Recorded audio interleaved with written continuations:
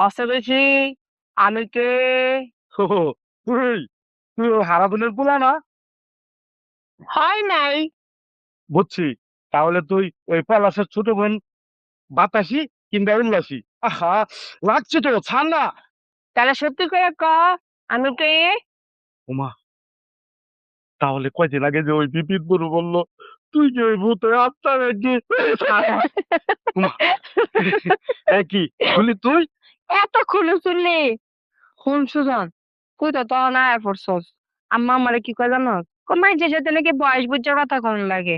আর ওই পাড়ার জগা পিসি মুখ পুরি করে মুখ পুরি মায়ের কাছে নানান তা কয়ে গেছে জানোস, আমার নাকি বয়স বেড়ে গেছে।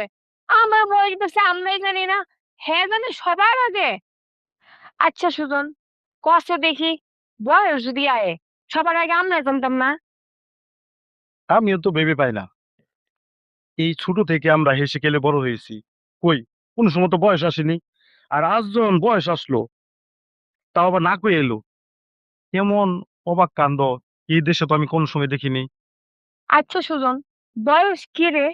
ওর কই থাকে, কই থেকে আয়ে? আহা, তাও জানোস না?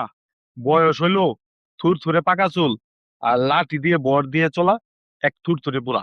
শালা ভাই, দেখ তো আমার মাথা বয়সে পাকা চুল আছে কিনা, দেখ দেখ দেখ। আচ্ছা, এদিকে আয় দেখি। তো এদিকটা নেই, দেখি এদিকটা, দেখি এদিকটায়। কই, তোর মাথায় তো ওইরকম পাকা চুল একটা খুঁজে পেলাম না।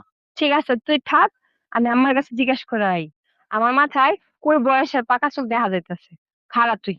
এই শোন শোন, কেমন চলে যাবি? চল না, ওই বনে গিয়া দুইজন একটু গল্প করি। চল। আচ্ছা চল।